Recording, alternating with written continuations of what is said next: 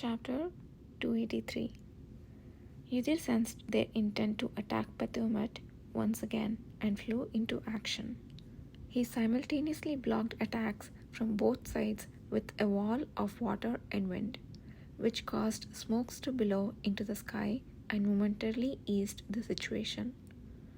It took more strength than usual, but it seemed to have prevented things from worsening, which was fortunate.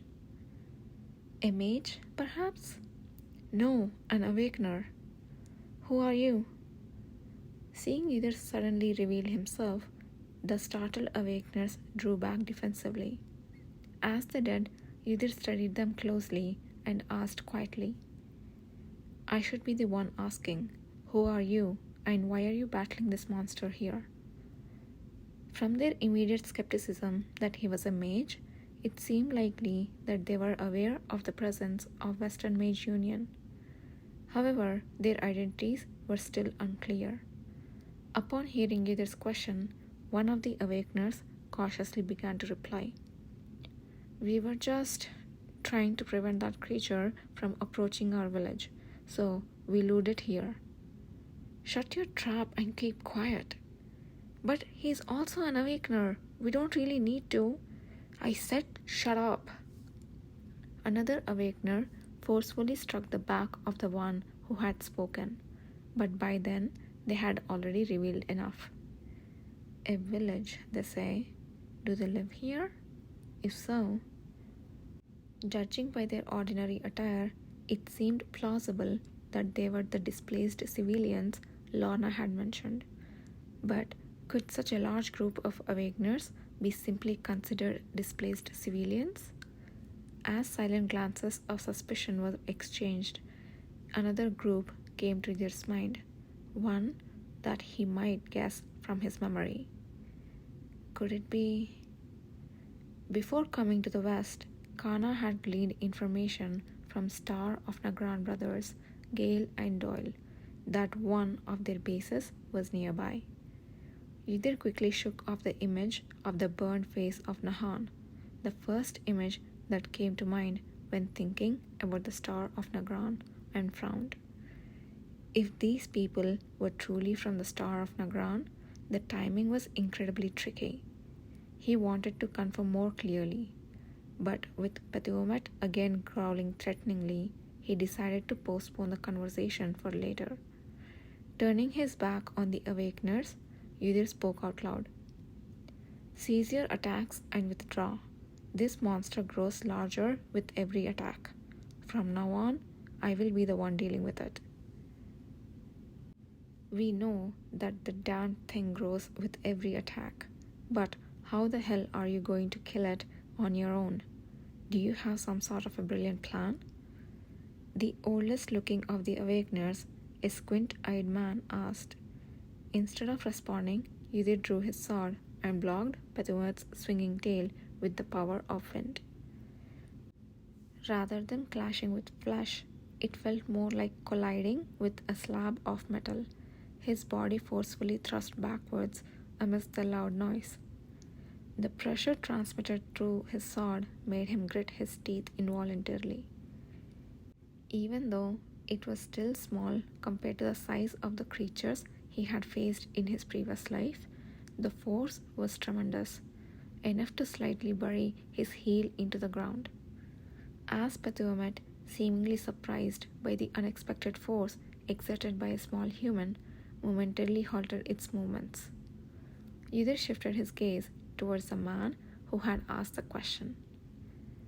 I believe this should suffice as an answer. He's really holding it off alone. Turning to the astonished murmur coming from behind him, Yudhir spotted the mages from the Western Mage Union who had belatedly followed and yelled out to them. The target has been identified. We will begin luring it soon. Please stand clear. Understood. But who are those people over there? Ah! The mages, who had widened their eyes in disbelief upon spotting the awakeners, screamed instinctively and scattered as they turned and saw Pathumat, having sensed the arrival of a new enemy. Pethumet had begun to slowly lumber after them with a thud noise. This can't happen. The mages had planned to deal with the other monsters in the vicinity as soon as Yudhir encountered Pethumet. They would then move forward and use magic to change the color of the leaves in the trees above the path to their destination, guiding the way.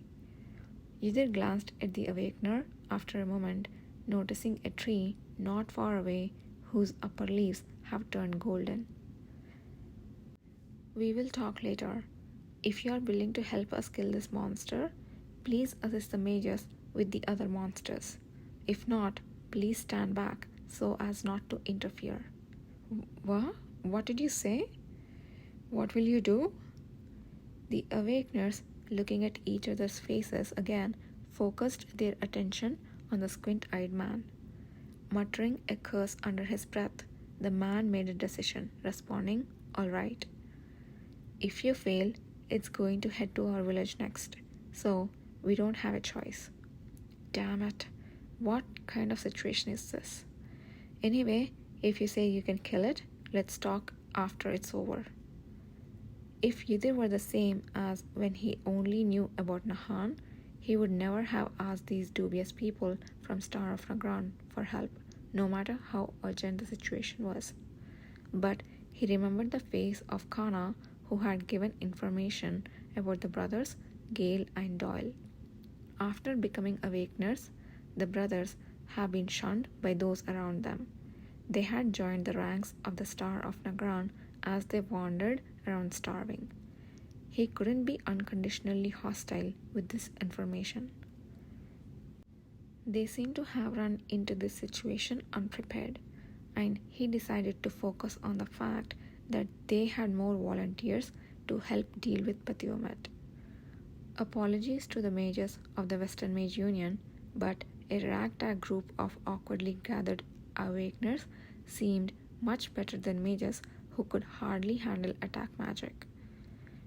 Yudhir postponed making a judgment on the situation, instead leaping into the wind and slashing down on Pethumet's head with his sword. A scream filled the air as black blood spluttered. Eyes slit vertically were filled with a burning hatred as they glared at Yudhir. His entire body prickled with intense murderous intent, causing him to instinctively shrink back. However, Yudhir shook off the sensation with a quick, deep breath. Holding his sword ready, he scanned the path marked by the gleaming golden leaves above his head. The darkness was thick in the great serene forest, making it difficult to even locate his allies nearby. But the purple venom leaking from Pethumet's body was bright enough to be eye-watering. At least, he thought, it was a blessing that he couldn't lose sight of his target in the dark. "All right, watch me." He hadn't been able to kill it in his previous life, but this time would be different. In this life, it wouldn't be Kishir who killed Pethumet, it would be him. As Pethumet began to follow him, Yudhir launched an attack while retreating. Harnessing the power of the wind, he rapidly shifted positions. The essence of this luring operation was to deal with the real attacks with his sword. Though it stung his pride to imitate the movements he had seen from Kishir in his previous life, the method certainly worked like a charm. Pethumet stopped chasing the others and started following Yudhir alone. Every time the monstrous figure of Pethumet collided with gigantic trees, they scattered and snapped with tremendous noise. However, the beast, blinded by bloodlust to consume the annoying human, paid no mind. Yudhir dodged the sweeping tail overhead, ducking and retreating. Every time the monster's venom and body fluids grazed his bare skin, he felt as if he was occasionally touched by fire. Launching himself upward with a leap, he landed a blow on Pethumet's back. Hearing a shriek of pain, he instantly switched his position again. As he momentarily conjured a flame to illuminate his position, a furious claw swiped at it, as if to crush and extinguish the light. However, Pethomet could grasp nothing.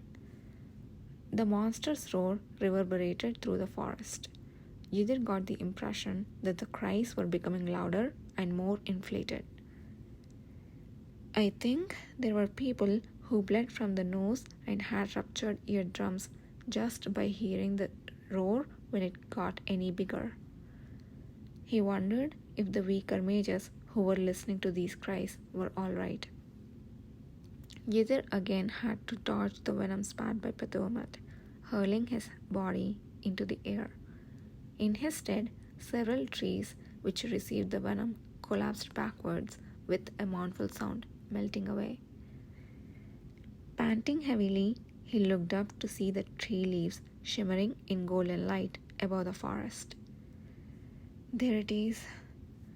Up until now, the lure had been working well. The passage of time felt as long as a day, which was a problem, but he had not received a single injury and everything was going smoothly. Come on, follow me more. In response to Ydir's muttering, Pethomet roared with anger. With a dull feeling in his head, he felt an itch inside his ear, then something trickled down. Seeing that the loud noise was now halved, it appeared that his eardrum could no longer withstand and had burst. Maybe it's better since I can't hear that noisy roar. However, not hearing meant a disruption in the process of detecting and dodging the monster using all his senses. Ydir couldn't dodge the tail of Pethomet, which suddenly appeared from the side where he couldn't hear and was hit at the end. Ah, damn it! His body flew, grazing several trees and plunging into the ground with the feeling of shattering. Ydir immediately rolled his body to avoid the attack of Pethomet, which was falling directly overhead. With a tremendous tremor, the massive body that could crush anyone whizzed past the side of his head. Damn it! Feeling around, he found that the sword he was holding was gone. There was no time to find the sword in the dark, so Ydir, his mistake burning bitterly, immediately moved his body again. Hey, are you okay? A familiar voice worried about him from not too far away. It seemed the Awakener who had agreed to assist him was nearby.